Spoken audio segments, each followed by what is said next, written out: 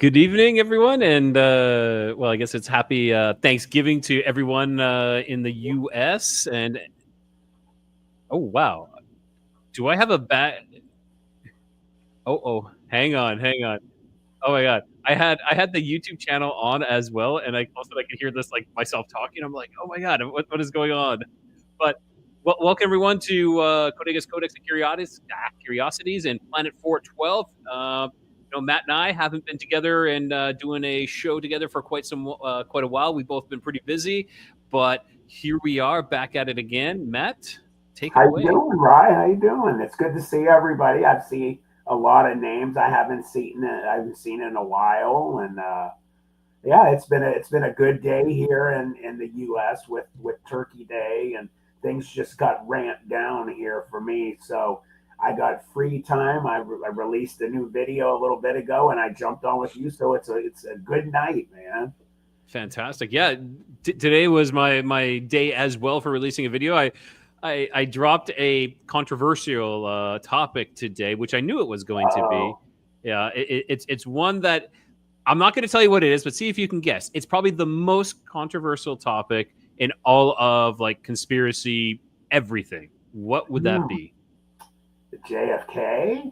No, we're talking make people so mad, and they call you idiots and losers and all that other stuff. Hmm. You got me, man. What is Okay. it? How about this? How about this for a hint? Think Free speech? no, flat. Oh, flat Earth. Oh shit. Yeah. Why? What did you put out there? Well, I had actually a great guest on, David Weiss. Flat Earth Dave is what he's called, and he puts up some great arguments, and it's something that I think I give people a platform to speak their truths, to speak their what they believe, and it's not necessarily my beliefs, but I've said this before. I don't necessarily believe that we're on the globe that we're told we're on, but 100% agree there. yeah, but what exactly we're on, I don't know. I don't I know. I don't know either. Are you of the flat earthers, right? No, Okay, I'm well, not either. I, I, I Nothing don't want to. against them. I don't want to say that. I don't want to say I'm in any camp. Yeah, yeah, you know what Maybe I'm in the donut camp. I'm in the donut camp. I'm in the middle camp. I would say I'm Yeah, I'm, I'm just I don't really know. yeah. There's a lot of things that actually both sides point to having credence for them. I could not agree more with you. You have this evidence, and then you have this evidence, and they That's both what the stand flat up well. earthers that make me like that. It really makes me think about it. They talk about we always look at they won't let us fly over Antarctica and over by Yep. the ice shelf. Why? That people talk about it's because there's other things out there like other planets in different forms and fashions than we really are told that they are. And then the firmament, Yep. they fired Yep. that missile, that thing up there, and it hit something and it spun. What did it hit? What did it hit? I know, and exactly. And then they talk about and hey, Darren is on. Darren Happy was one of my Thanksgiving, previous. everybody. Darren was on my one of my previous shows here. I just released that on Sunday. He had a Bigfoot experience, but he was giving me a hard time on my comments about my flat Earth. But yeah, like it's really difficult to say because guess what? I haven't been up there. And when Felix Baumgartner went, he did that highest free fall jump, skydive jump. Like they took a capsule, they took a weather balloon up and jumped out of this capsule. Even then, and they actually say it was a fisheye lens, giving it a curvature kind of look. But we've never really seen the curvature unless NASA is showing us. Okay, Yeah, yeah. exactly. It's exactly what they want to show us. And when you're So talking about flying over like the Antarctica or North Pole as well, which you can't, that could lead credence to possibly Hollow Earth as well. I'm a Hollow Earth believer. I Yep. really, I mean, you look at, you know, Colonel. Oh crap! I just went blank. Uh, what was Yeah, his yeah. Admiral Byrd. Admiral Admiral Byrd. Byrd flew, and he gave an interview that I saw. He was like in another country, and I think it was in Argentina. It was in yeah, Argentina when he did that. I When saw he did it. that And interview. Yeah. why would he? Why would the people didn't lie about stuff back then? No. And he No. flat out said he flew into a hole in our top of our planet, and there was other stuff in there, and he met other people, and it was like a whole nother world inside of the Earth. And I've seen some really, people have tried to discredit. There's this one video I've seen out there that shows apparently it was stolen from somebody at NASA or somewhere, that it was either the space shuttle or it was the ISS. Something was filming when it went over the top, and it showed like a hole in the Earth. It was really like, I was blown away. I'm sure it's still out there, this video. Somewhere, someone has it. Yeah, for sure. I can definitely agree. I'll tell you what, man, I'm more of leaning to that's true than not. Yeah. Yeah. I agree, and if we are to believe all these and I mean crazy stories, and I don't mean that in any disrespectful way, but I mean, like, people have seen Bigfoot, but Bigfoot's denied. People have seen UFOs and aliens, but that has always been denied. And you've seen Dogman, and that's always been like, oh, that's not a big joke. Yeah, it's a big yes, it's all a big joke. So Yeah. how could we not, not question what we're on? And I know there was one person that posted. Have you heard about those deep state cards? It's like a card game, and it's like these deep state cards, and they all represent something, and it's like almost predicting the future. Like they had like 9/11 on there. They had a lot of things on there, and one of them, it's kind of like the CIA is kind of like the responsible for these cards, is what the story No, is. I haven't heard of it. And Blake, I agree with you. That could be very well the case. Mm-hmm. His last comment that he made there. Oh, sorry. Yeah, look, I keep forgetting that I can do this. Yeah, we could be on a flat Earth, just a whole lot bigger than we know. See, I could get behind being on a bigger Earth. I definitely could get behind on a bigger Earth. And Mars, like these planets. Some of the planets they talk about, like, we see Mars up there. They are. Yes. Like the moon is way closer than they say it is. I am a firm believer in that one. Yeah. There. And we've gone over this before. Like you've brought up how there's rust on the moon. Yes. Yeah. There has to be oxygen if it's rusting. Yes. Because that's hematite. There's hematite on the moon, and it is rusting. And this is something that's come up. It's just there's things that they've talked about that would really make more sense, that it's closer to us from all of the things that are happening between the Earth and the moon than if it was farther away. I agree. Now, have you, if we're on this kind of topic of like the moon and craziness there, did you hear about the James Webb telescope had detected several types of lights on other planets? I did. Like there was one there, of course, they're all misdirecting and saying, well, it's could be aurora borealis, like northern lights or something like that. But I don't know. Because they were talking, well, from what I heard is exactly what you just said, that they were pointing this thing in directions of places that they thought might be in the Goldilocks zone of some areas, and they saw lights, which would basically explain, if there were lights coming from these areas, that it could be intelligent life that has technology and things like that. So there is no question in my mind. I am not one of the people on this planet who question if there is other life out there. I 150% believe that we are so far behind some of these others that are out there. They always talk about how the Earth is so young and we're all just starting out here. It's very, very believable to think that there are beings out there that have been here for millions of years, and we're just these babies floating around in the cosmos here. Of course, we get into deep questions of why are they coming here all the time? Is our planet a science project? Is it something, a fuel stop for them? Because there's been some of those films by the sun where it looks like things are funneling energy from the sun. they talk about the types of things that we have on our planet, a lot of gold and different minerals that Yeah. you need to be able to do different things. So it makes you think, why are these things coming here? I saw a newer show where they talked about, like the Bermuda Triangle and these strange areas where people and planes and boats and stuff disappear.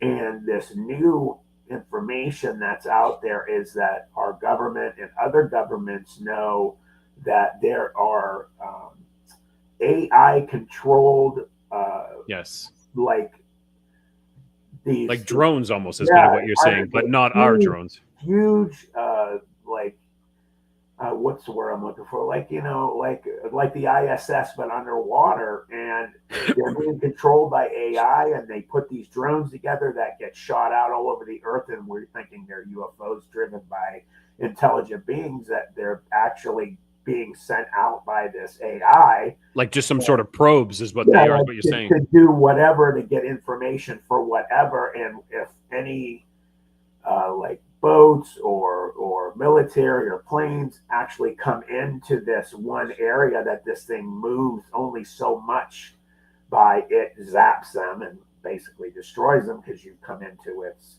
no-no Proximity. zone, so to Yep. speak. Right. It's no zone. I like that. So, it was really, made me think when I heard that explanation. It made a lot of sense to me.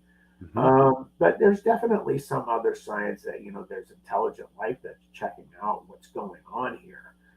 There's also obviously a lot of much better pictures getting brought out. That one model, did you see the picture she took from a private jet?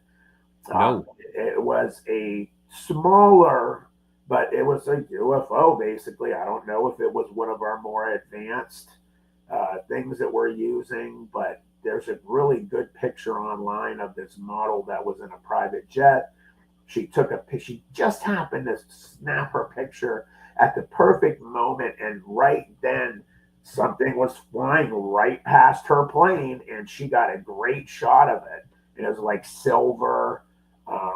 It just looked like some kind of extraterrestrial drone or something like that. And again, you question, they always say the government has stuff that's 100 years ahead of what we're getting. Exactly. So, I don't know. I'm just pulling that up here so everybody can see this here. Let me just zoom in. It was on Joe Rogan's when I saw it. It was it was a while ago too. Actually. All right, so I'm going to share my screen really quickly so everybody can see exactly what Matt was talking about here. Where we are, just trying to. There we are. Great picture of the model too, because they have to have that in there as well. Yeah, right. Yeah, that's it. That's it right there. Yeah, and it flew right by it, and it was there's better pictures out there too, much closer. They bring it much closer. It's completely flat on the bottom. It makes you wonder what it looks like on the other side. But that sucker came really close, as you can see. Extremely close. Yeah. So I don't know what it is. I do believe that our government has some great. I mean, look, they've got the TR-3B. They've already discussed it. That thing's working off of a completely different ability than our traditional jet fighters and all that. It's not using rocket fuel or anything. It's using different kinds of energy to move around. Whatever they're doing with it, who knows? But they've discussed that they have it. So for a while, if you guys know, there's been the triangle shaped, people thought was a UFO flying all over the world since the late 80s, early 90s. And what's coming out is it's called a TR-3B, which is really one of the United States advanced type of ships or whatever, and it's using anti-gravity instead of traditional types of. Are you serious? Yeah. Oh yeah. Put TR-3B in the Google. It'll bring that up. In the Google. Here we go. TR-3B. So TR3B. Hello, everybody. Black Manta? Yes, the triangle black manta, and it's got a light at it's got one at each point on the triangle, and they're saying that this is ours. Now where they got the technology from that, I fully believe that the story that's been going for so long is that we've been reverse engineering technology from. So this is, yeah, all the pictures I find are not really like they're all CGI or AI kind of thing, but they're very similar to this. They're very similar to all this. Yeah, it's a triangle. Let me see if I can find it and send it to you here real quick. Yeah. I've done some good pictures of it before. Okay, so I'm gonna try this again. TR3B, and also I got some pictures from some people that they sent in, so I would love to show those here as well. Yeah, I'm sending you something right now, Rye. Perfect. This might be what I saw. What we've seen here. Okay, hang on. I'm gonna share this one too, because this is something that I've. Let's zoom in here. Okay, before I get. This is another one. I keep resorting back to there. Okay, so present. So this is a picture that I saw for a while, but I thought it was a joke. But this could actually be real. Yeah, it can. That could be that TR3B right there on the ship. On the aircraft carrier. So they've got a number of pictures of this thing. Where are you sharing that to? Yeah, I'm gonna send it to your text. Oh, don't send it on text. No? Okay. No, anywhere else, because yeah, for sure. That's interesting. Okay, so that pic does look authentic. I agree with that. Bob Lazar said the saucers at Los Alamos each have their own nuclear reactor for the propulsion system. Now, Darren, I've been hearing something here that possibly Bob Lazar could be not controlled opposition, but someone who was given enough information to leak information that could be all a misdirection. And I'm not saying that he is like really doing this on purpose. Like, I feel that he has some legitimate information, but I also feel that they could be feeding him some information to direct us to look in a different way than instead of another way. Very possible. Yeah, I agree. Oh, you sent that. Here we go. All right, guys. I'm going to pull up this picture here that the UK also is supposed to have them too. Oh my gosh. Oh, okay. Or it's saying, so for me, everything is unavailable. Oh, really? Okay, sorry. No, that's okay. It might be that in my country it is unavailable. Do you want to? Are you able to share it, Matt? Yeah. Here, let me send it to myself. For sure. So while you're doing that, I'm going to share a couple photos that my cousin took here. So this is one of the pictures that my cousin took. So this is out at night. So the story for this picture here specifically was, okay. The second one was on Hornby Island off the coast of Vancouver Island. We had left the wedding and were walking back to our cabin. There was no lights but the stars. I stopped to take a few pics of the Milky Way. I took about 10 pictures. We walked about 10 feet, got in the cabin. I sat down and looked at the pictures. It was the sixth one that I saw this flying object. I looked through the rest of the pics and saw no other. I then quickly looked at my Flight Aware app, and there were no flights anywhere near us, because a lot of people will say, "Well, look at it's got these orange lights on there. Could be that." So, and then quickly, there's no flights here. The object was almost straight above, and I'm not sure how far away it was. I zoomed in and cropped the pic I sent you. The pic shows it probably 4 or 5 times larger than what it would have been. Again, there was no sound. There's no sound. Both pics were not satellites either. The objects were very close and were way closer, not moving. Well, the second one I didn't see with my naked eye. It looks actually similar to did you ever see the one picture that was sent? It was by Jupiter or Saturn, It was like on the other side of, no, it was by the Saturn, by the rings. Supposedly they have some of these other life forms, and supposedly we have some stuff out there too that they take uh, minerals and stuff from the actual rings of Saturn. And they Really? show, yeah, the ship that they showed that was just on the other side of Saturn, it just happened to get caught by a picture of one of our satellites, was like similar to what you just had on the screen. Fair enough. Fair enough. I So, could share this. and hey, we don't have to believe in aliens. Like UFOs don't necessarily have to be alien. They could be us. They could be Oh, our it's saying it's military as well. unavailable to me too, right? That's weird. Okay, yeah, I can see it. Okay. I can see it Well, there. then it is unavailable to both of us. Okay, Okay. interesting. Okay, and I'm going to share the other picture that my cousin took as well here now. Okay, so this is the second picture that he took, and I'm going to open with, where are we? Oh, open with photos. Okay, here we go. And I'm just going to rotate it. This one is interesting. This one is really interesting. Okay, so present, share screen, window. Here we go. So this is another picture of something he took up in the sky. And this is what he says about this one, okay? The first one, I was out in a farm field west of Devon, which is in Alberta, Canada, taking pictures of the Atlas comet last month. I had the camera on the tripod and was doing pictures. I took the pic and looked at the screen on my camera and saw the image of the first flying object. I looked up and noticed this object. So he saw it with his own eyes as well. I noticed this object above the comet, but way closer, of course. I had my stepdaughter with me. So he turned to his stepdaughter and told her to look. I pointed where the object was, and it was no longer there. If I had to guess, I said it was about 75 degrees above the horizon and also about under a half a mile from us.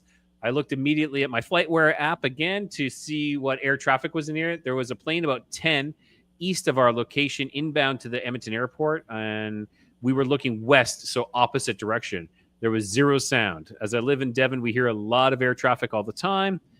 This was not an aircraft or a helicopter. So that's a... I mean, you know how big that would have to be for him to see that with his own eyes? Exactly.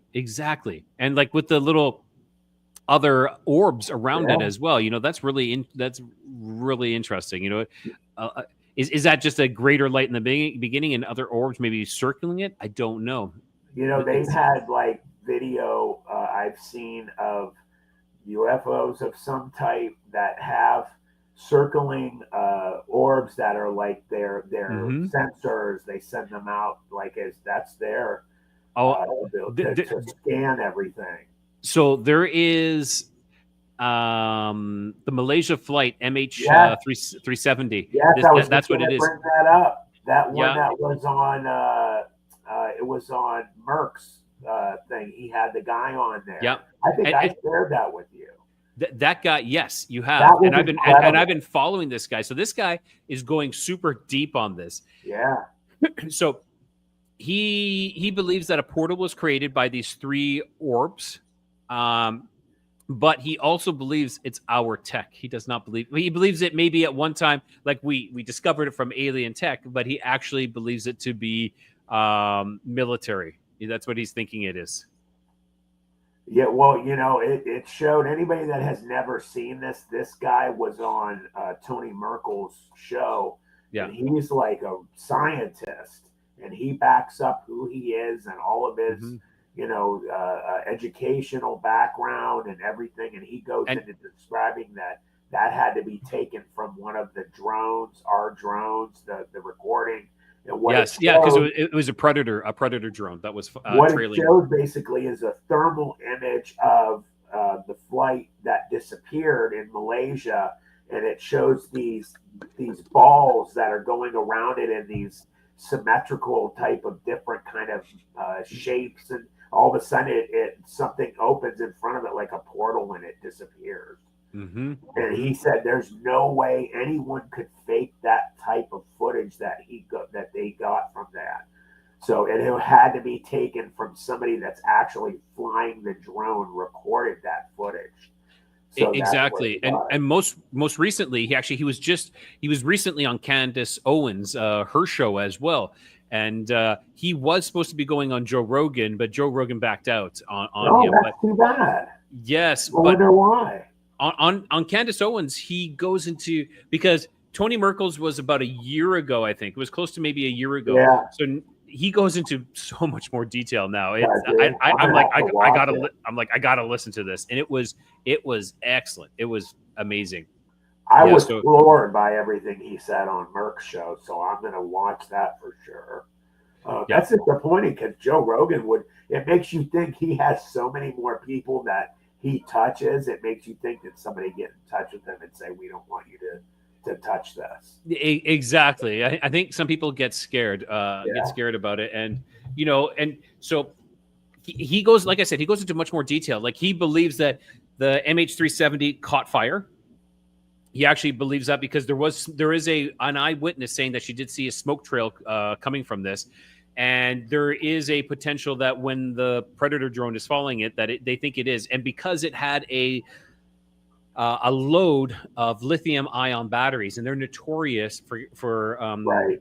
combusting, Right. like spontaneous combusting. So this, and then these orbs show up and they start flying around it, and poof, there goes the plane. What happens to the plane? We don't know. What happened to the people? He actually even believes that the people inside were already died from the fumes of the of that. So, like I said, it's very, like, he goes into quite detail. It's very interesting. It was a perfect situation for them to practice to use that type of technology. Right? Yeah. We believe everybody died on the plane. It's just flying, ghost flying. Let's test this stuff right here.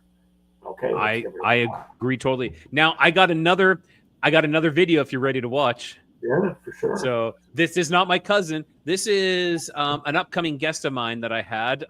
He is he goes into detail. He writes books about the 20 and Back space program. The secret space program, if you know about that one. Have you heard of? I'm not sure. Okay, so 20 and Back is this,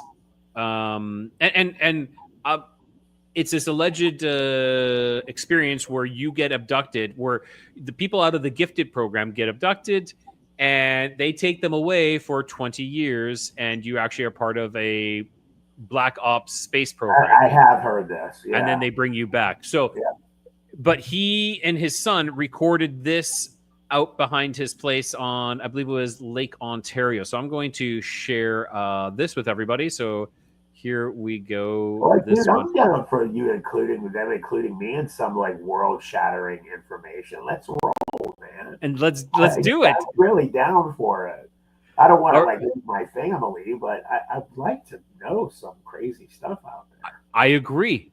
Okay, so this is his video. It's 1.5 minutes. So we're gonna watch this here. I'm going to mute it because he did not want, because his son starts swearing. I'm sure that was mind-blowing to see that. Okay. So this is what he's seen in this video, is this these lights starting to show to form out here. Okay, now you can see there's 3, but it's all in this triangular form. Right. Yeah. And yeah, you can see they kind of joining up, and some of them will blink. This one just blinked out. It comes back.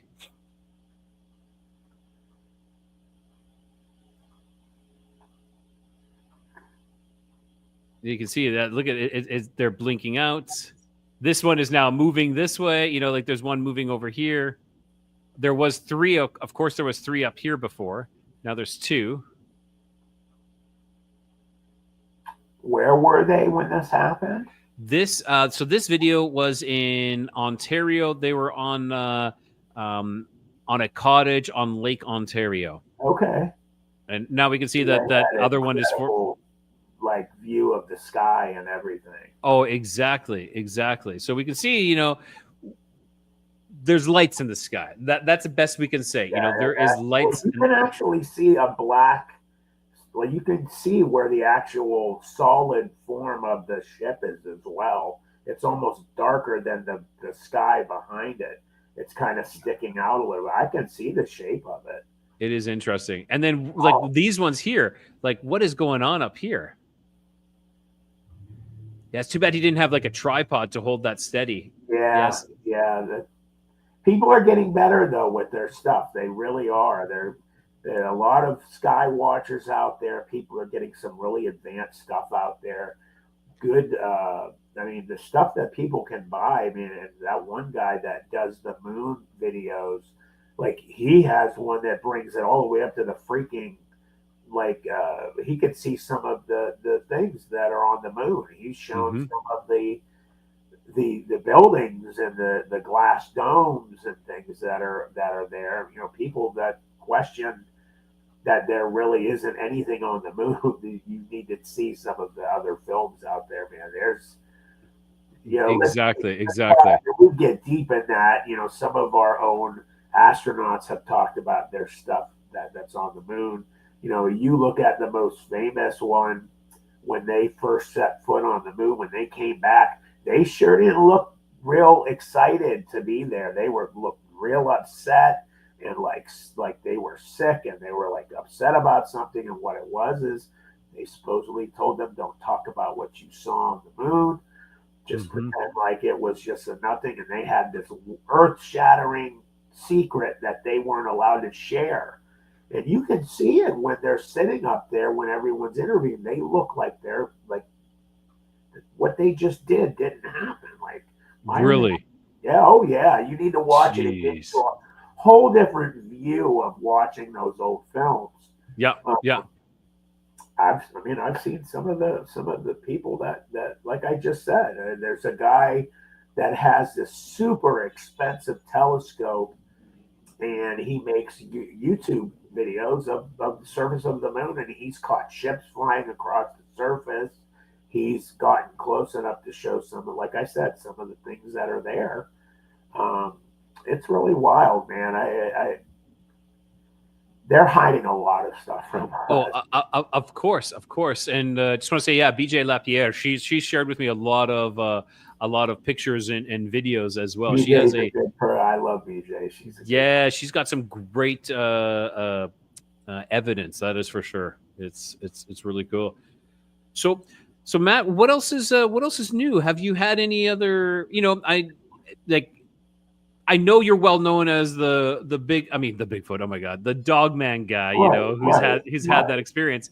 Has anything else happened? I know you've had some dreams. Anything else recently? I've had some extra dreams. Nothing as crazy as some of the other ones were.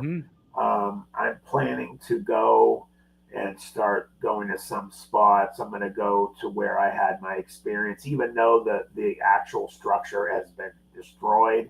Yeah. I'm going to go down there and show where at least it was, and check out the area. And I'm going to actually go back to Beaver Creek State Park, where I got the grunt on my EVP that I got, which still blows my mind that I got that. I'll never forget. Matt is not a one-trick pony here. He's not just Dogman. He's got what I would believe, as you do as well, is like some sort of Bigfoot EV, which is crazy. You know, for those who don't know, Matt was directed to go to this area that was to hike up this mountain just after he got his leg amputated too, more or less. Yeah, I had my knee replaced, and my leg had been amputated less than a year before it. And what the story is there was a Bigfoot conference at Beaver Creek State Park in Ohio, and a buddy of mine was there, and he came into town, and I met all these people that were like speakers at this thing, and this guy named Johnny Freeman, who's like a psychic on Facebook and stuff, he walked up to me, and I never met this guy in my life, and he walked up and he just said, I needed to tell you something.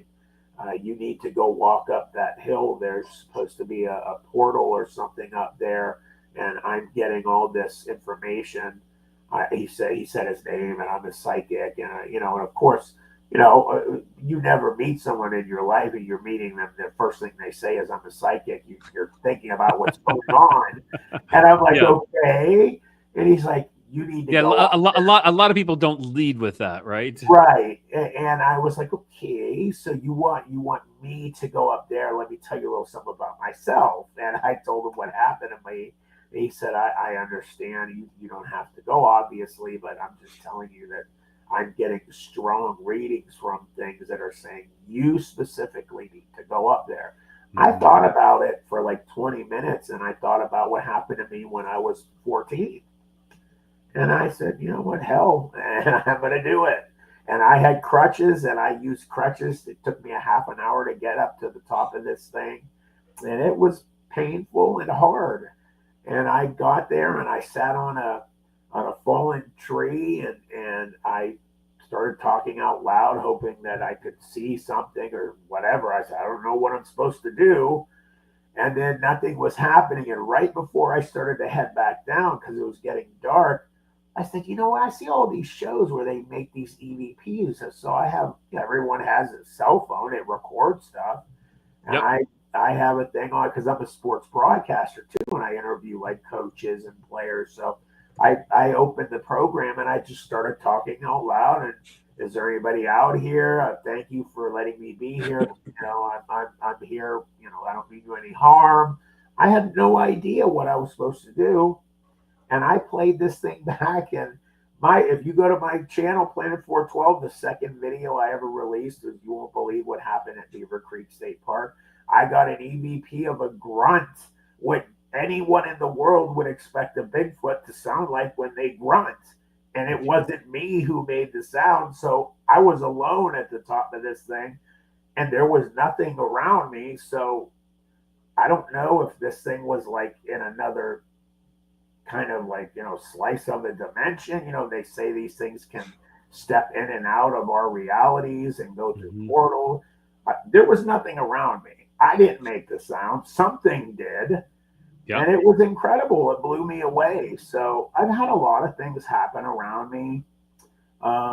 It goes back to if you go to bedtime stories, they've done my dog man and a more recent video where it goes. A lot of people talk about, they have a lot of firm beliefs that certain families, when you look through them as the generations have gone, and you find certain families that things have happened in them, supernatural things. And in my family, it goes way back to my great aunt and her father, that would be my great grandfather. They had an instance in Lebanon. I'm half Lebanese, where a jinn attacked my great aunt, and that's on a bedtime stories. And there's people out there that are much smarter than I am that are saying, they've done a lot of research, and from what they found is there's certain generations of families, whatever they may be, whoever they are on the planet, that have had things happen through different generations. And it seems to be coming out in research that more often than not, for whatever reason, these families have it happen to them. And in my family, I've got a lot of stuff that's went down. And from what I've been finding out from some of my other relatives of late, there's a lot that's gone down over the years. And weird stuff has happened to me for whatever reason. And it still keeps happening. So I'm going to be going and doing more stuff. I'm going to do what we talked about, Rye, that go to that one place. And yeah. And so we'll talk about that down the road. I still don't want to out that. Yes. I'm looking forward to that. I think that's going to be very interesting. Yeah, yes, it'll be extremely. And I'm still game for being like home base if you're going to be doing something like that. Oh, I have not let that. Yeah, I want you to be our live captain of sorts. So that I'm down with that. I'm down with that. Now, I don't know. So I was going to say something. So I want to jump back to when you said, this Bigfoot possibly could be in another veil or another, dimension or something. So so I haven't. I've only touched on the story a couple of times on more deeply on other channels, but I haven't really gone into a full detail on my channel. Well, I guess I have on another live, but I know you haven't heard this. So I had an incident happen in August, and to me, this is probably one of the scariest incidences I've had, maybe in the last 20 years, because excluding my my Shadow Man experience. So what happened was, I'm going to set this up, is that I was walking into a well, I was just pulling up to a grocery store, okay? And as I pulled up to this grocery store, something in my vision started to change. And people have and I want to be clear, I want to get this straight out in the front. People are like, oh, what you've experienced was an ocular migraine, okay? But this, I would say it could possibly partially be that, but there is more to it than that, okay? So an ocular migraine means that you see different colors, like almost maybe kind of like a kaleidoscope with no pain. It's just something that occurs in your eyes and no one knows why. And the doctor's just like, oh, that's an ocular migraine. Though they truly don't know the reason for it. Of course, they'll speculate. But okay, so what happened now is things start to, when you stare at the sun for far too long and then you look away and you start getting these, it almost is like this plasma in your vision and you can't really see properly. Well, that's what started to happen, okay? But I wasn't staring at the sun. I'm just in my car. And what happened was I'll start over here. Well, actually, it was on this side. I know my camera's reversed, but so it started off like almost like a rip, okay? And it was going like this and this and this, okay? So there was like this rip that formed in front of me. Now, on the edges was this undulating plasma type material, which was super bright, different colors. Like, I don't want to say a rainbow, but it was like more of like pinks, yellows, oranges, and brighter. Yeah. Yes. And it was just kind of like, and think of it like just like rotating and just kind of like just constantly kind of changing and undulating, kind of similar to the UFO that I saw in Chihuahua, how it was moving like that. But this was like a row this way, like a line this way and a line this way. Okay.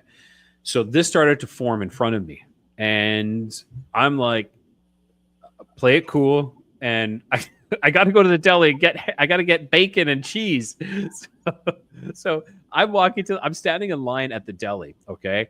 And this is getting more and more intense to the point that I'm like, okay, I need to do some tests. So I'm like, okay, close my one eye. I still see it. Okay. Close my other eye. Okay. I still see it. Okay, so why am I seeing it with... The only thing I didn't do was close both eyes to see if it was still there at that point. That's the only thing I didn't do. And I was like, oh my God, I can't believe I didn't do that. That would have been interesting to see. Right. Okay. So that's only a partial of the craziness. Now this is where this ocular migraine argument falls apart, because I saw something on the other side. Okay, I saw through this rip into the world. Okay, I saw this tear in the veil, perhaps. And what I'm thinking here, what I saw on the other side was like apocalyptic, desolate. It was like a warehouse. Okay, but it was like destroyed. There was rubble strewn all over the ground, like rocks strewn all over the ground, like from crushed cement walls and whatnot, but they look like they had been weathered for a while, because they weren't like jagged. They were more like roundish kind of thing, but they look like concrete. But everything on this side was a brownish color. Okay, so just think of like this desolate world that is just brown. Type of Mars type of thing. Yes, exactly. That's interesting. And the sky was the same color. The sky was very similar to being that same color. Okay. And now the ground, and I know And I'm like, didn't it? I don't know. Was it wet? Did it have wetness to it? I think it did, but I'm not sure because I wasn't paying attention too much to that because in the background, I could see very large industrial sized fans. Okay. They were like, think of like a box fan, maybe that you have at the end of a big warehouse building to Yeah. slowly exhaust the Right. fumes and whatnot. But the fan blades, and I don't remember how many blades were on each one. Possibly it could have been 4 or 5, or it could have been 3. I don't know. But the fan blades were turning very slow in a and I don't know why I paid attention to this, but it was in a counterclockwise direction. I mean, that's some rich detail, man. Some smell from the deli made you see things. Yeah, go back to that deli and see if it happens again. I do. I go to that deli all the time, and it's a rough, like it's a small. It's not like your typical supermarkets that you find in like the U.S. or Canada. Like this was kind of like a shanty type, a smaller one in Mexico. It's not bad or anything, but did the people there see you like checking your eyes and stuff? No, I tried being as cool as I could, and okay, so now no matter where I turned, I still saw the same thing on the other side. It wasn't like as my vision turned, I was able to see something differently on the other side. Do they say with those ocular migraines that people see multiple colors and stuff? Yes, they see multiple colors with that, but they don't see things details through a like rip.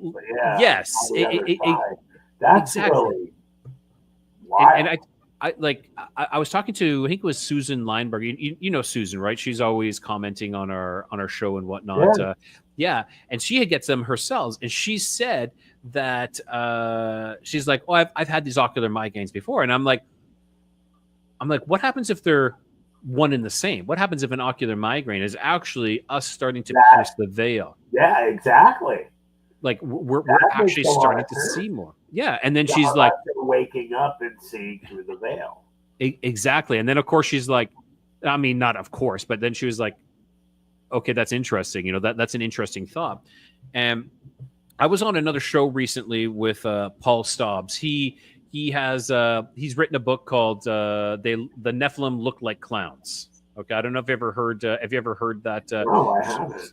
Okay, very interesting. And so I had told him this story, and he was like, "Okay, I have a," and he like, "Who says this?" Okay, I have a similar story. And I'm like, "What?"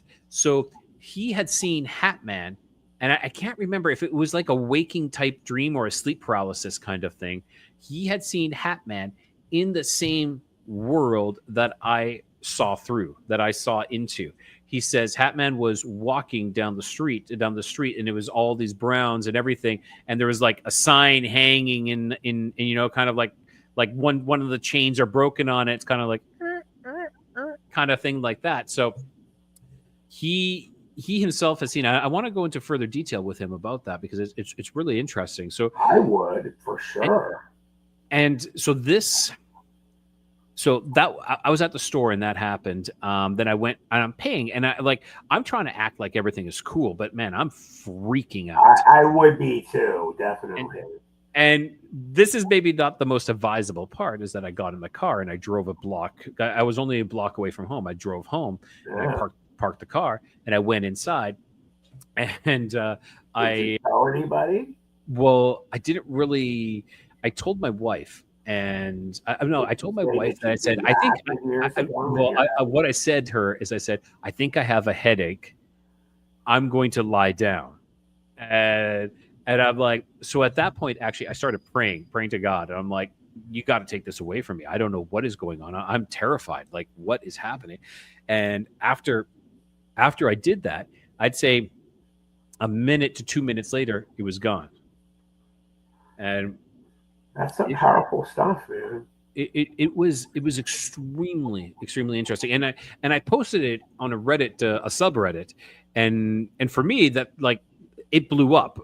So for the year, it was like the third most talked about post on that subreddit, and of course, a lot of people are being medical doctors and saying that's an ocular migraine. That's an ocular migraine, and I'm like. And what I tried to explaining to them, of course, but in Reddit though, sometimes you can't talk logic. No, and I said, you can't. so I said, if I went to a doctor and I described the symptoms, like, okay, so recently I had a nail go into my my Achilles tendon, and Ooh, Jesus. yes, extremely painful. And the pain was extremely similar to plantar fasciitis, which I had like years ago. That's miserable. Okay, so the pain was actually quite identical. So if I went to the doctor and I told him about my pain, but I told him that I got a nail in my Achilles, but I told him about the pain, and he's like, nope, that's plantar fasciitis. That would be the same kind of logic. Instead of like looking at the whole picture, they're disregarding that I got this nail stuck into my thing. So they're disregarding that I saw something beyond this aura. We'll say I saw into the aura, and they would disregard that, and they're like, no, it's just this. It's just. It would be interesting to see what a doctor would say to you if you told him that happened. I would like to see his response. I think, and I would say a lot of them would be like, you need to go talk with, yeah, or you need to go talk to a psychologist or something like that. Yeah, that's interesting, man. I mean, I honestly, I would tell my doctor. I'd be like, hey, I'm close with my doctor. Obviously, with all the shit that's happened to me over the years. Fair enough. I'd be like, dude, listen to this, man. I saw this. And he'd be like, I know the first question would be, what drugs have you done lately, Matt? A lot of people said that to me as well, too. They're like, what drugs are you on? Yeah. Of course. That's one of the first things that you would think. Hallucinogens or something like that. But I mean, Ryan, that's wild. The fact that you saw detail through and beyond. Okay. And so I tried to get AI to create this, okay? So let me just see here. Yes. Okay. So I tried to get AI to recreate this, but of course it will not do it justice. But this is the closest I came to it, was these three pictures. Okay. So it was something along this line of like this. This was the more similar to the colors. There were that many of those fans? I won't say that many. There was, some of them were double high. Some were double high. Some were single high. But I was looking, they weren't on an angle. I was looking directly at them. So more like this kind of thing. Okay. But they were further back. They were much further back. And of course, you know, I'm trying to get AI to do this. But the sky, yes, this is what the sky looked like. There was rubble here. You can see the rubble on the ground.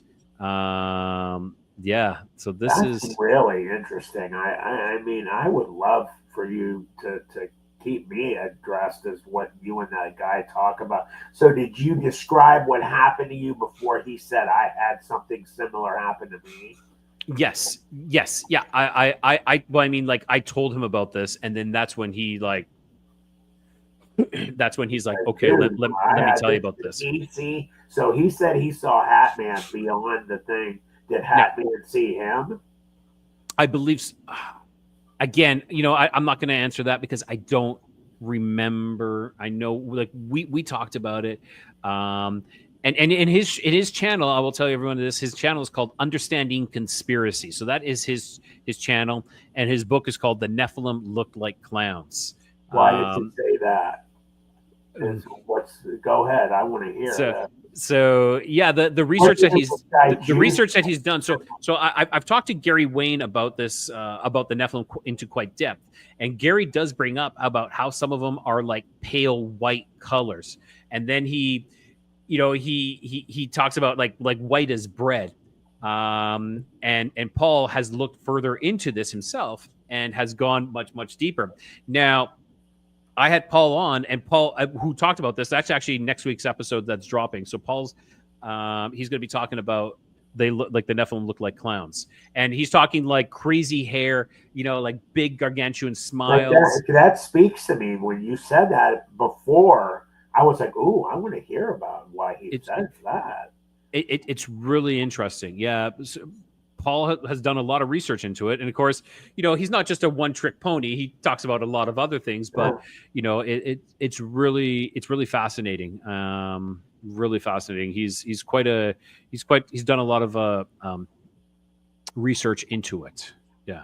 That's interesting. I'm gonna have to check his channel out because Yeah, and he had me on last Sunday, actually, just this past Sunday. I was on his live with him, and we were talking about a lot of things. So yeah, he's a great guy. He's from the UK. Fantastic.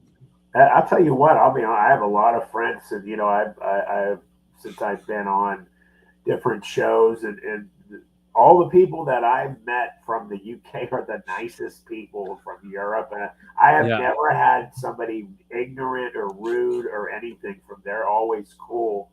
Um, yeah, I like them, man. I do too. Paul Sinclair is a good friend of mine.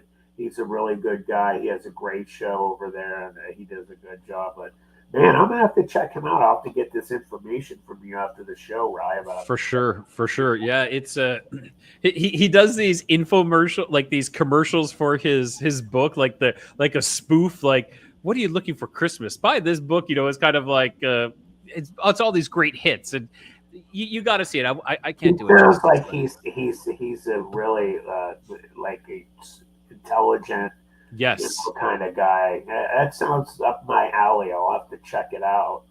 yeah, really interesting. Oh yeah, so I've been talking a lot. Matt, what do you?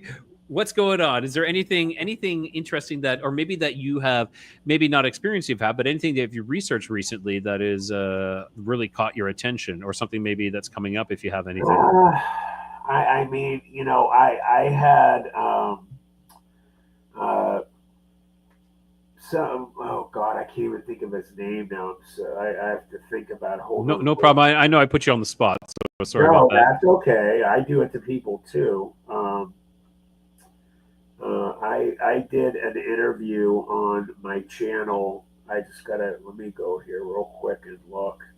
I need to go in my own thing, and I've had so much going on. So I know what everybody, that's like. I Was that the? Oh, sorry. Go ahead.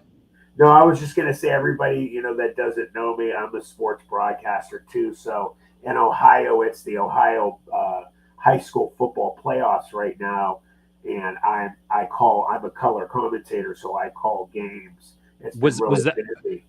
Are you talking about Fred Roll or Fred Rowe? Thank you Yeah. very much. Yeah, I had Fred Roll on. He's a real famous guy. Or no, not Fred Roll. Fred Roll was Okay. for the Sasquatch.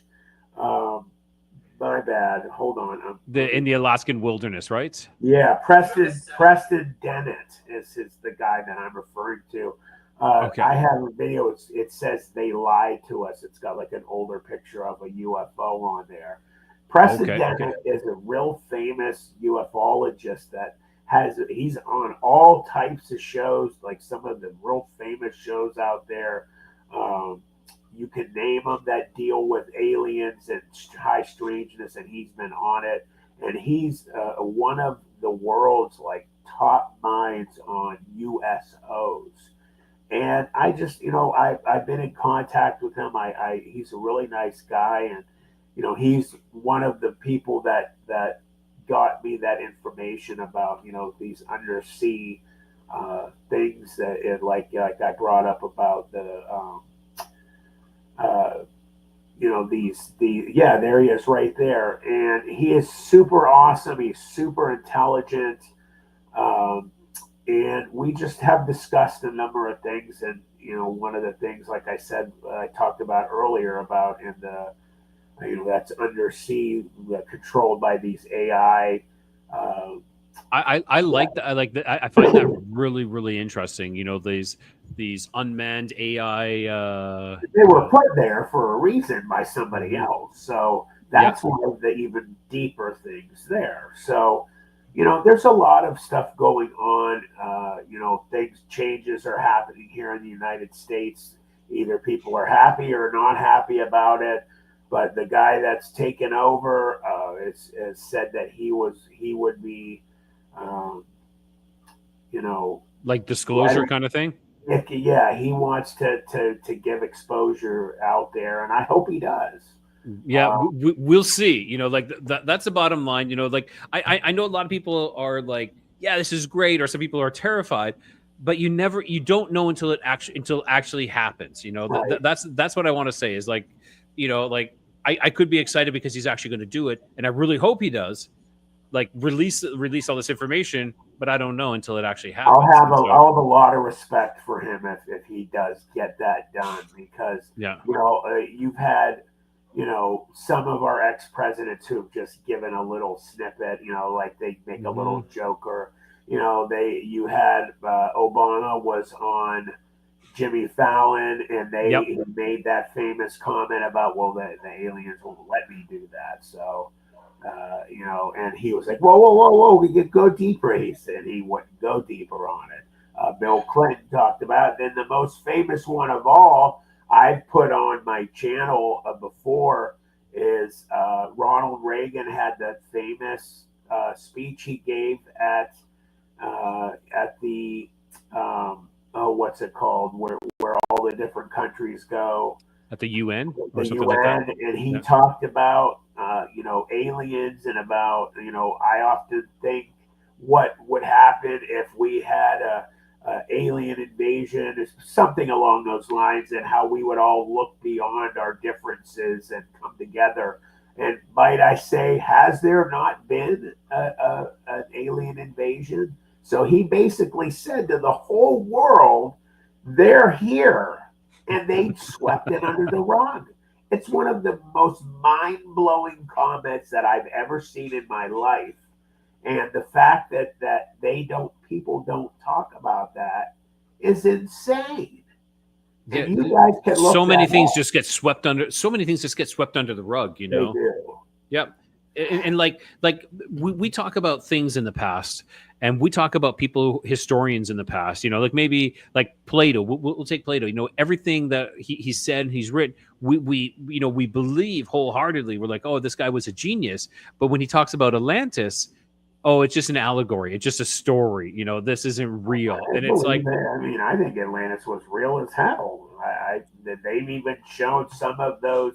The one pictures in the desert out there where they have the rings, the concentric rings out there. I forget exactly where it is. Yes, I know exactly what you're talking about, because it was said that Atlantis was circled by rings. Right. And one thing we have to know though is Atlantis was supposedly a world power. They were a huge advanced technological race.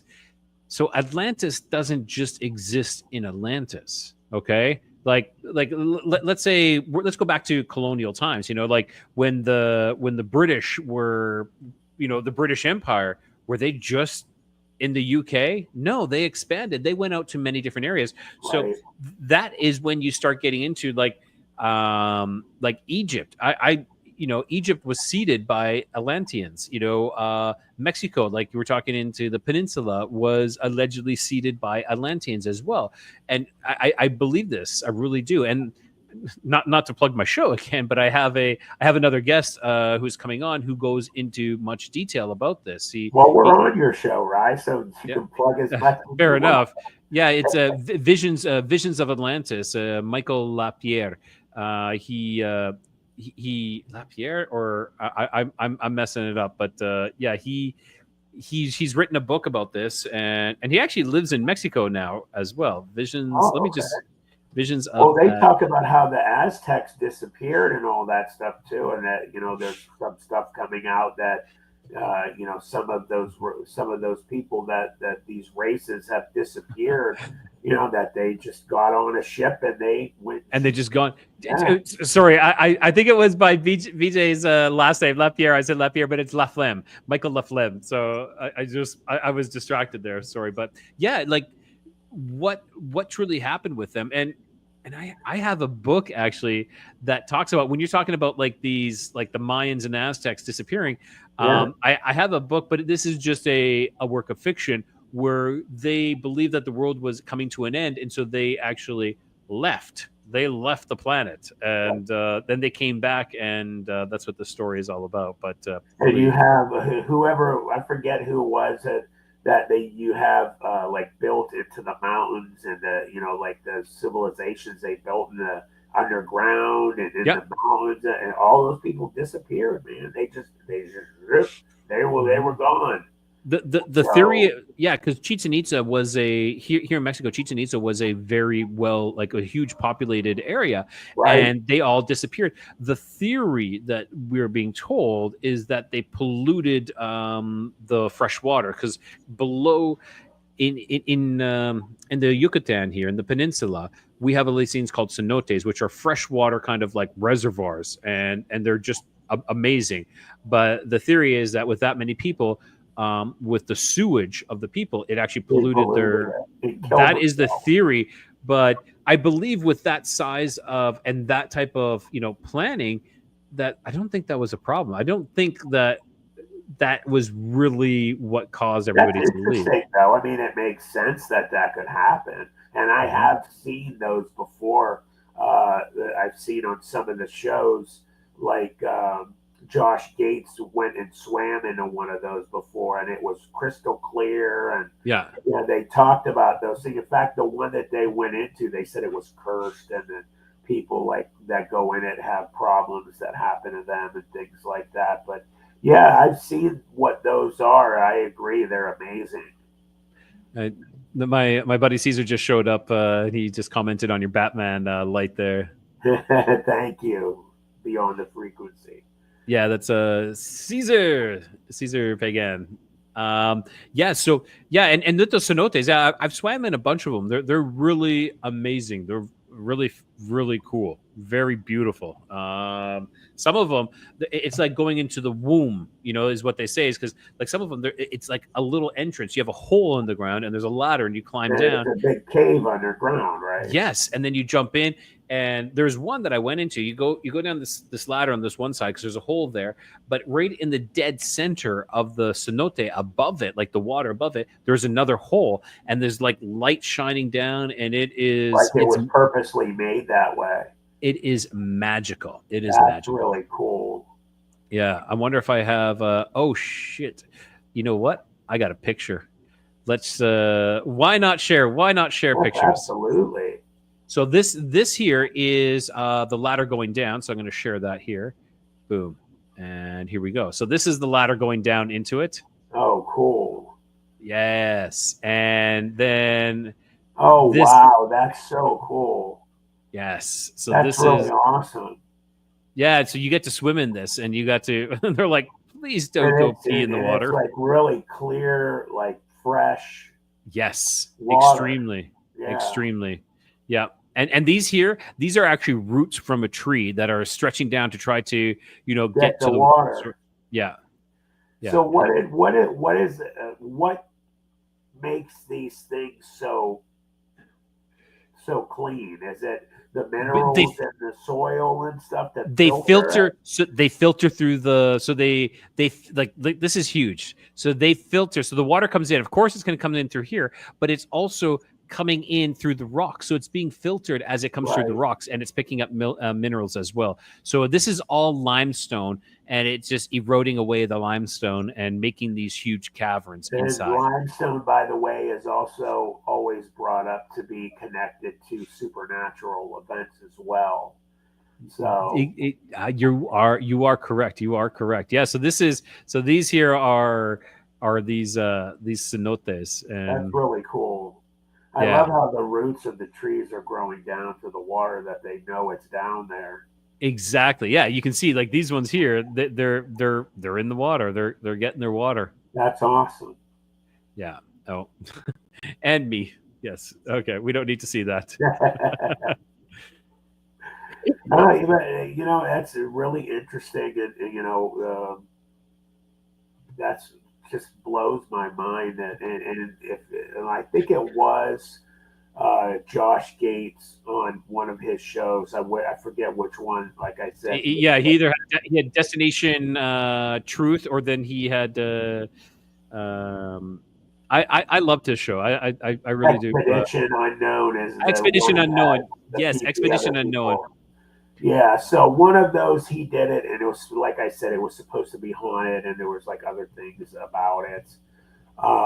And just you asked me what I've been doing, so I've been really getting into other sides of the high strangeness that I've been involved with in my life. And one of the things I've really been studying a lot lately has been paranormal types of things with ghosts and Mhm. and, and places around the country and other countries that are hugely considered haunted, and these places that you get all kinds of different types of things happening. So, I've talked with Rye about it. I'm not really going to, divulge one thing I'm going to say, but I will, on my channel, be going to different spots in the coming year that are like really well known haunted areas. And,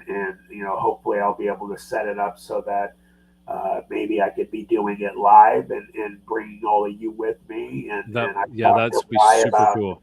about being our man in control of Ground Central, keeping us abreast of what's going on. So we'll see.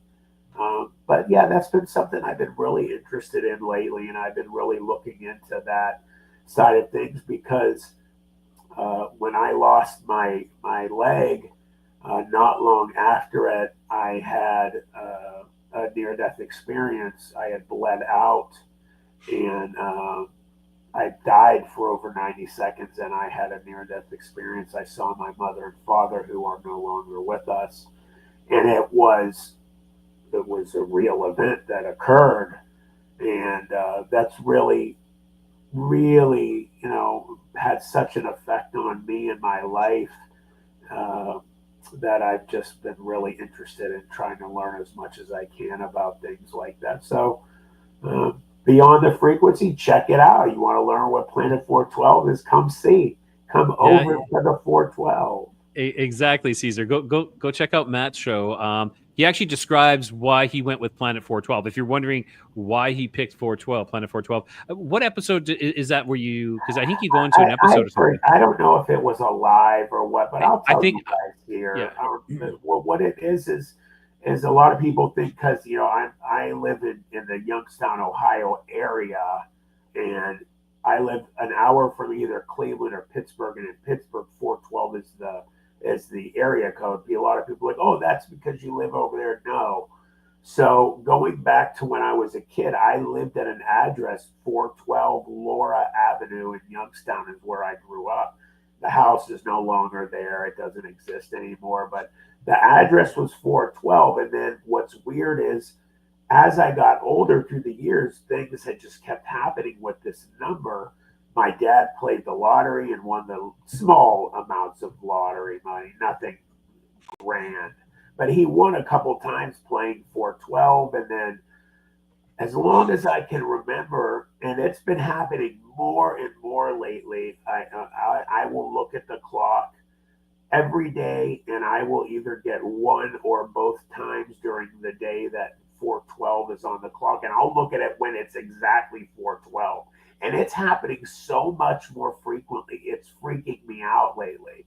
And I just said to my wife Stacy this morning, I said, I'm always seeing 412. I don't know why it's happening all the time.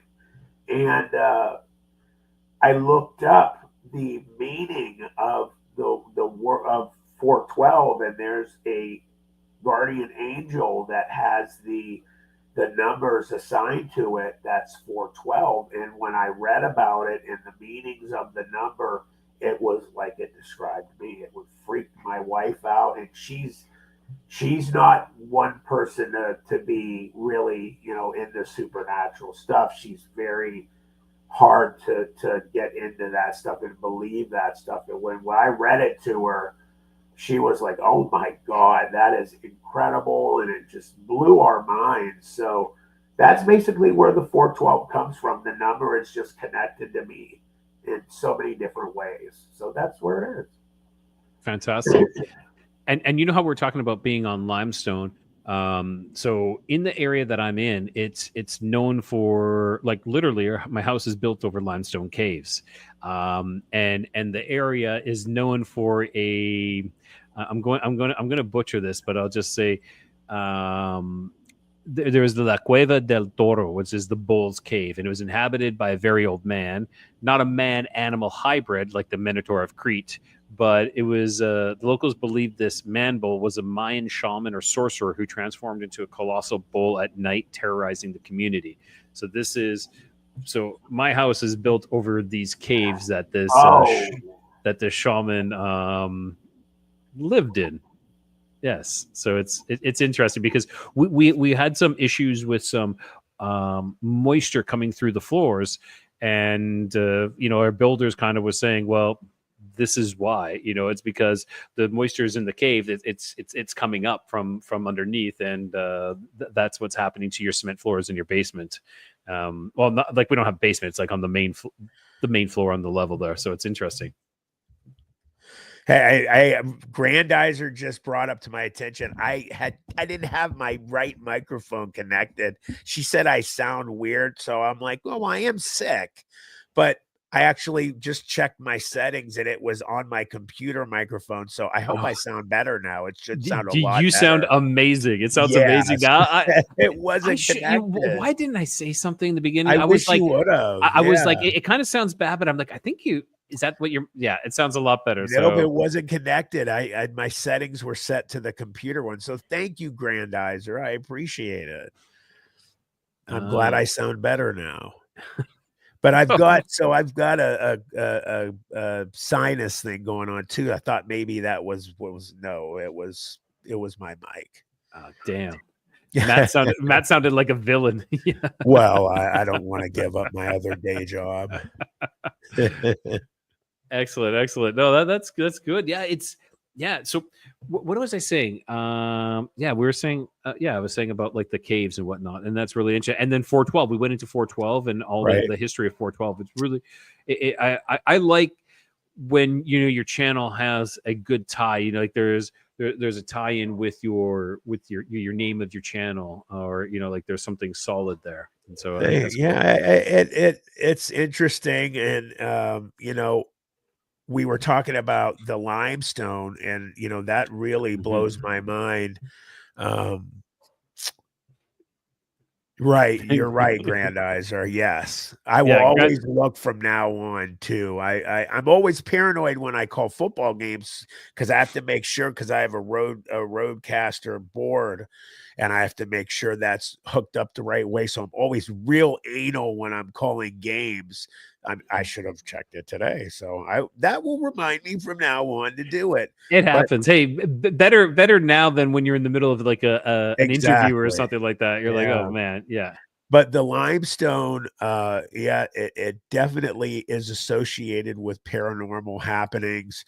It actually magnifies the types of things that happen, just like water and thunder, lightning storms add to the energy that these spirits, or whatever you want to call them, are able to pull that energy and utilize it and bring themselves out more powerfully.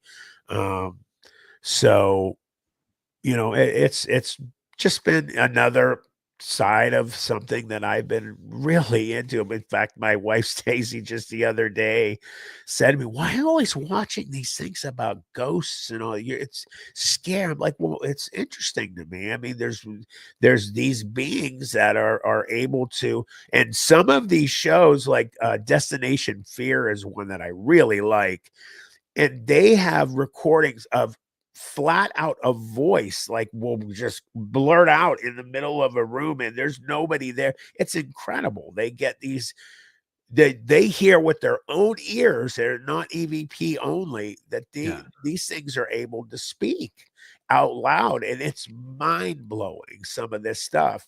So I would check out Destination Fear. Some of the ghost hunters, they've captured voices out, and like they react crazy. It's like, did you hear? Are you kidding me? Like, that would just blow my mind. But knowing what happened to me, and having the neti pot is I saw somebody messaged about a neti pot. That was Poncho. It's just I'm just really interested about finding out more about it. And then what you just talked about, what happened to you with you seeing what happened. I mean, I truly believe from just the description you gave me is you saw a rip in reality. You were able to look past the veil and saw something elsewhere.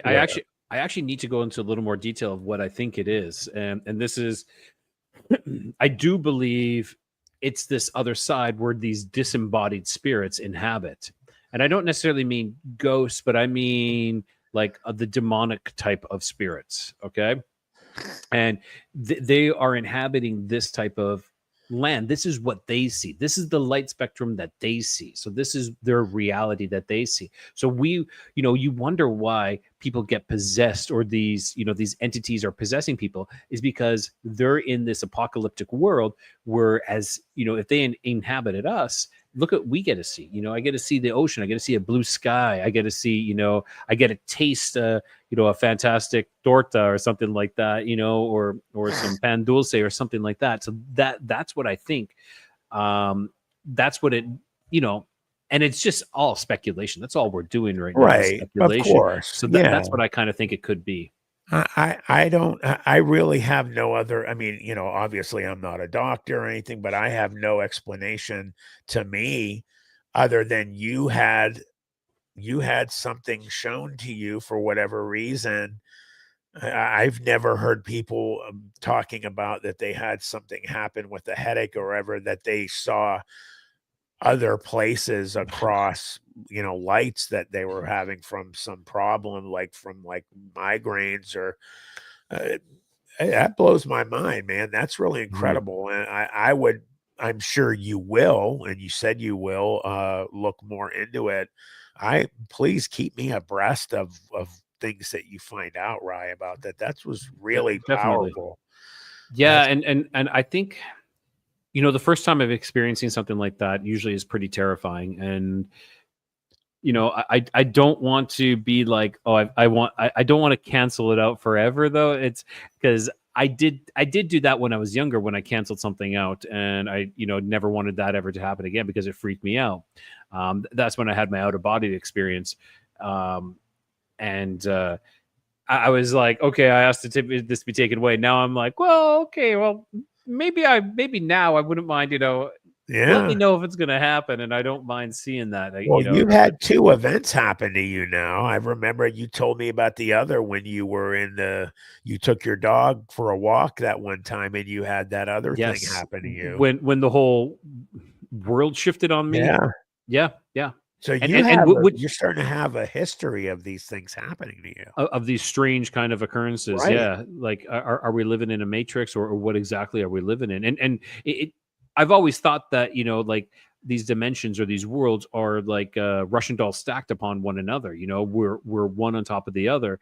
So, if you cut open the veil, you cut open the wall of that nesting doll that is your world, sense. You get a seed into the other one. So it very much could be. Yeah. No, it's really interesting, and that was that when that incident happened, when like the world shifted, what did I say, 90 degrees, I guess. It was a 90-degree shift that happened in the world to me. That was, it wasn't really scary as it was like perplexing and like confusing. Yeah, you were confused. I remember you're like, and interesting. And I was interested in it. Yeah. I still have that video where I took a video of after the incident. I remember I watched it. That was I was really interested in what happened to you. And now that you've had that other event happen, I mean, man, just go as deep as you can, find out everything you can about it.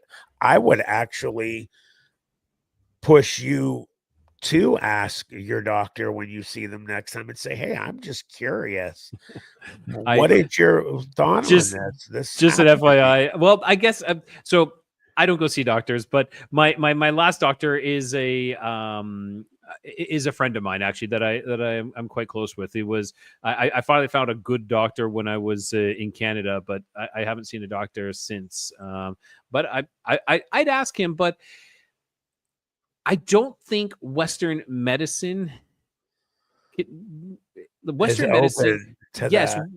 medicine is good for certain things. Like you break your bone, or in your case, like something really bad happens and they have to amputate your leg, and that's what happens. Your life, yeah. Yes. or yeah, exactly, in that context, but when it comes to kind of more of like the psychological side of everything, They're Western medicine, small-minded. They yes, closed I, off. I don't think they belong in that aspect. Like I break my bone, or like like they have to tie off an artery or something like that, or they have to amputate a leg. Yes, I understand. Western medicine has its places there, but when it comes to these other things, I think it's I think it's like there's other forms of medicine. There's other I think forms of. a lot of them would scoff as he is like Wolverine. He has a lot of natural I'm things I'm that I'm he's as hairy as Wolverine. We'll say that. had. Yeah. Start to push your hair up on the sides. Yeah, exactly. I just got to grow my beard out a little bit more, come down like this, and there we go. Yeah. And since we're bringing up my favorite superhero, how awesome was Wolverine Deadpool? Just it was It was a epic. tribute. It was a It tribute. was It so it good. finally is like okay, because I felt like the last like 5-6 Marvel movies were Sucked. terrible. Yeah. Yes, this one was like And Fox was horrific. Their yeah, shit was so bad, dude. yeah, I I was agree. so what they did to the Dark Phoenix saga was horrible. Oh, Both times, both of them. yeah. They ruined one of the greatest comic book stories in history twice. Mhm. But yeah, it was. They really did Oh, what do you justice. think, Caesar? What do you say? Not as epic as it could be. I thought it was. I thought it was good. I really did. But I'm sure they could have done a there's little always more more. room for improvement. Right, But right. It was I still pretty think damn good though.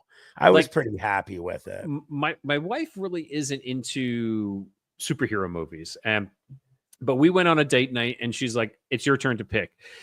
And so I wanted to go there, and I'm like, and she's like, "Yeah, we'll go. That's fine." And I looked over at her multiple times, like laughing out loud. Like I'm like, okay, she's getting these, My she's wife getting and these daughter jokes. went. They loved it. They thought it was really good. Yeah, And then they both said Ryan Reynolds and Hugh Jackman. I mean, what could be wrong with that? They're staring at those two guys for exactly. 2.5 hours. So the women are taken care of. And then the Mhm. guys are taken care of with the comic book lore. So and I agree with you, right? You can always after the fact pick it out some so they could have did this and added that, but Yeah, they really did. I mean, I was being somebody that has grown up since I can remember. I have pictures of me laying on a sliding board at my cousin's when I was 4 years old reading a comic book. I've been into it ever since I can. Yeah, I have the picture too. yeah, And it's just it was they did a good job. As a yeah. comic geek, I'm happy. Yes, BJ BJ, left here. he is very hot. I agree. And I'm a straight man, and he is good looking, and so is Ryan Reynolds. I Yeah, mean, both of those guys. In fact, hold on a second. I have the picture. I'll even show you. let's see the picture. It's I wrote Picture, or it didn't happen, right? and so I put it in here. And there I am right there on the bottom. See me? Okay. Yeah. Yes. There's a little kid on the bottom over right here. There I am with the comic book in my hand. And that is Prophet. It's a comic book that was Image Comics wrote, and I wrote into it. And they had this big storyline, Extreme Sacrifice. And I wrote I figured it out, what it was about, like the main thing. Yeah. And it was for the last part of the 12-part series. And they're like, well, you should be reading it and see if you're right, Matt. So, and I figured the whole thing out. So they put me in. I was really happy with that. That is cool. Yeah. So I've been a geek my whole life. Me and my brother, Greg, who is a year younger than me, growing up playing superheroes, reading comic books. I have a huge comic book collection, a really massive one that my wife said I need to sell some of it. We get some money. I've got some really I've got a mint condition Hulk 180, 181. That's the first, and when Wolverine first appeared in Marvel Comics, it's worth thousands of dollars, both of the comics. So, Sweet. I've got a good collection, man. I should look into it. Same to you, Ace. That is awesome. That is awesome. Oh, well, and I hope everybody had a great Thanksgiving, in the US, because of course, me being Canadian and living in Mexico, we don't do Thanksgiving. But well, Canadians, we do Thanksgiving, but we do it a month earlier. And you guys do Boxing Day too, right? And we do Boxing Day. Yeah, which I always wondered, I was like, why do we do Thanksgiving earlier? And it's such a simple answer. It's because, of course, winter comes earlier in Canada than it does in the U.S. Because it gets much colder up there much faster. So that's what it's. That's why we'd have an earlier Thanksgiving. But we don't really sell. Maybe next year I should actually try doing a Thanksgiving dinner here and see what I can do. Yeah, why not? We did not have. We did not do the traditional. We did not do turkey. Mm-hmm. We did chicken francais, which is lemon chicken cooked in like an egg batter with lemon and white wine. Matt, what do you know of black smutch?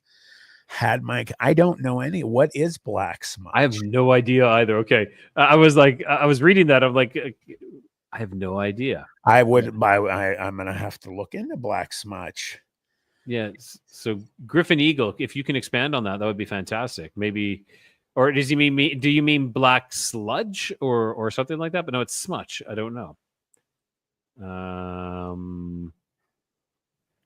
Nothing's coming up. Black shuck.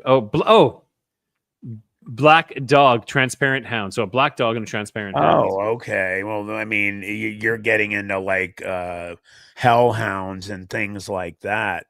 And he's talking UK, and Griffin Eagle is Well, you go into the one church. I forget where that one church. It's real famous. They had the hellhound that came in through the church and killed 2 people, and that's the hellhounds, man. That's, I believe, 100% in them, and they've got the claw mark on the door of the church wherever, I forget where exactly it happened. What?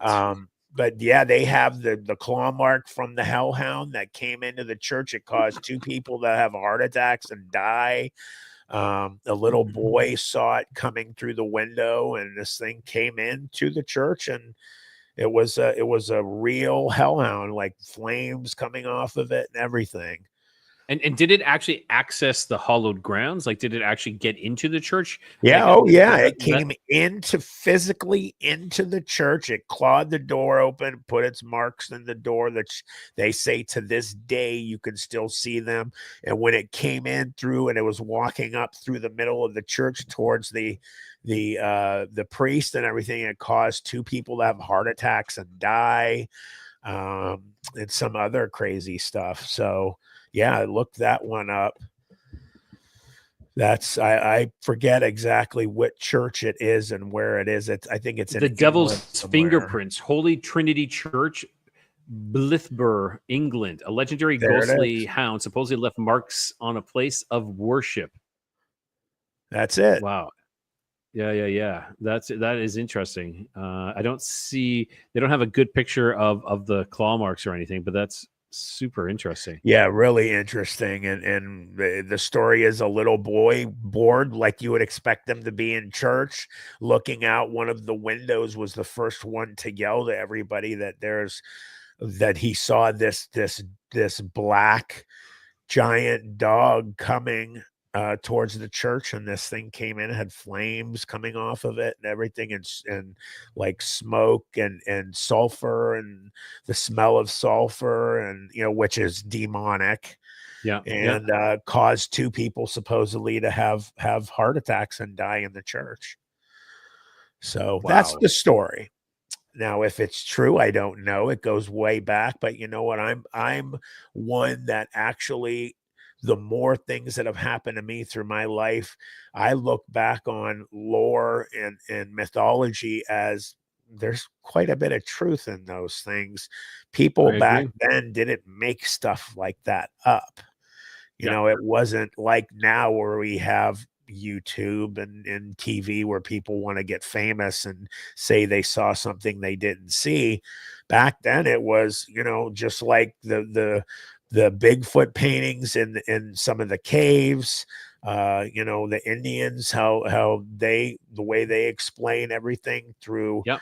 explanation. These were regular animals to them. They were living just like they were, and the other animals in the woods. And you know, they talk of seeing dogmen and stuff like that. Back, you go with the And Christianity, giants come up all the time as well too. giants. You know, Yeah, and this is what I was saying earlier. You know, when we believe, like when Plato was talking about you know, everything else, we believe it, but as soon as he talks about Atlantis, it's an allegory, you know, which is just a story. Whereas, you know, and it's everything else. You know, the natives, they talk about everything else, and we believe it all. But as soon as we, you know, touch an area where it's like giants or dogmen or something, oh, that was just, they're just just, made up. yeah, Yeah. yeah, Well, if you look around the world, they have, and BJ said she sent you a picture yeah. of the I'm mark just on the door. opening it up right now. There are pictures of giant footprints that are in stone all around the world of when those areas were muddy and before they became hard to turn into rock, that there are giant footprints that are caught all over the world that are famous. Yep. So where did those come from? Oh, well, somebody made them. I don't believe that. I think that there have been, and you hear about, you know, what happened with the uh there they are right there. That's really cool. They look like they've been singed too. It looks like a, Yeah, like yeah, they've been like it was burnt in. burned. Yep. But you go to, you know, with the story of the red-haired giant with the United States military that supposedly killed one uh in Afghanistan, you know, and Yep. supposedly The that, Kandahar giants, yeah, one and of the most these famous red hair. stories. Yeah, and the red hair giants were talked about many times by the natives as well. Like, this is not something, and that's when we get into like the Nephilim or the Right. Raphaim, or the Raphaim or the Elohim as well, and that's when we get into these giants, which are, it's something that I'm kind of like, you know, how you said you're going more into paranormal. For me, for some reason, it seems to be going to like that aspect is into Uh-huh. like these ancient beings. Yeah. It's very interesting, and I mean, I met a gentleman who still promises me one day that he'll give me the Hmm. interview of a lifetime, and he was one of the rangers that was in the second group of military that was sent to find the first group that disappeared, that this giant supposedly killed and ate them. The gentleman that I know, it was a ranger that was part of the second contingent of military that killed this thing. So Hmm. he told me he was part of it. Well, actually, he didn't even tell me. His wife did. We were on our way to Hocking Hills, a real famous Bigfoot convention in Ohio. And it was like a 3.5 hour trip from where I live in Northeast Ohio. And his wife were talking. She goes, Matt, you know, my husband, she says his name. She goes, you know, say his name's Bill. You know, Bill was one of the rangers that killed the Kandahar giant. I turned around and I looked, I said, no. And I looked at him, I said, you shitting me? Or he, according to him, Jeez. and he has he showed me the clout. He got the military clout. He showed me all of his hardware and things that he has, you know, medals and other honors that he's got over the years. He was a sniper for the Rangers for many years, and he was, according to his family, one of the guys that, and the information he gave was different. Some of the stuff that apparently happened. So part of the famous story with the Kandahar giant is that the second contingent of military didn't know that this giant was there. According to him, they did know. They were prepared for it. They had footage of it, some military wear cameras and stuff. Yeah. The first group that was killed, they saw this giant with the footage that they were given from the unfortunate first people that were killed by it. So they were prepared. They knew where it happened. They knew what it was. And when this thing came out of they drew it out of the cave. The gentleman that I met said the craziest thing that happened. I asked him, what's the weirdest thing that happened during that event? He said he was about 500 yards away from it, next to a big, huge boulder, and he was kind of tucked down in it and had his sniper ghillie suit on and everything. And he said he was looking through his ocular lens, and this thing looked right at him and knew where he was. He said, I don't know how it could have knew where I was. It looked right at me. It wasn't like it looked in my direction. It looked at me. Jeez. He said it knew I was there. And he said right after that, they got the order to start shooting it, and they put it down, and they flew in the Chinooks and hooked it up and took it out. And, they made everybody supposedly, sign, the non-disclosure orders. But he hasn't given me the interview yet. I think his wife's told me he's a little nervous still, but he's been out of the military for a while. And I said, well, I don't want to get you in trouble, but if I would be happy to have that interview. And he says he will. So we'll see. Grandizer, Matt is just saying that he has one of the guys who is directly involved with this that Correct. he wants to interview. So, and of course, I have nothing wrong with people being skeptical. I think a healthy dose of skepticism is important. Of course. Absolutely. Yeah. And one of the other things real quick, I'll tell you. So he said one of the freaky things that they learned was there was a village that was like within close range to where this cave was, where this giant was. And apparently outside of this village, a little ways towards where this mountainous area, they had a big pole, like say a telephone pole that was in the ground, and it had chains on it, and they would supposedly every so often sacrifice people from their village so that this thing wouldn't kill everybody in their village. So they had to satiate it every X amount of time so it wouldn't bother them. Jeez. So, I mean, is it true? I don't know. But I mean, he said it happened. I know the guy. Will he do the interview? I hope he does, because it'll be a sweet video. But I don't know. I mean, he seems like he's telling the truth. I mean, the guys showed me all of his credentials, his honors he had. Yeah. I mean, I wouldn't see somebody that's got all these medals and honors like be a flat out liar. I just don't see guys like that. For sure.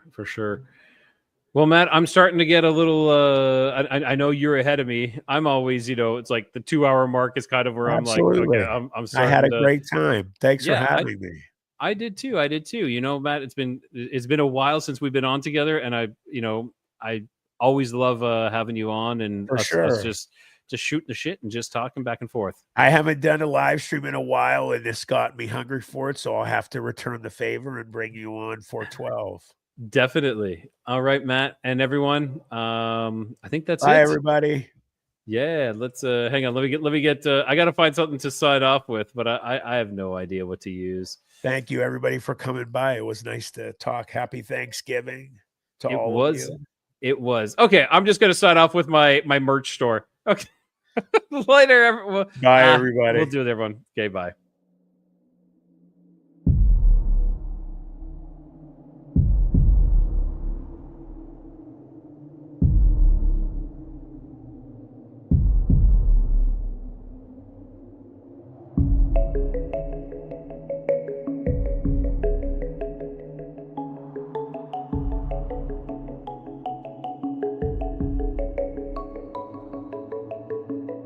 look forward to our next adventure together as we navigate the mysteries that lie ahead. Until our paths cross again, keep your curiosity wandering, keep the light lit, and always find your way home.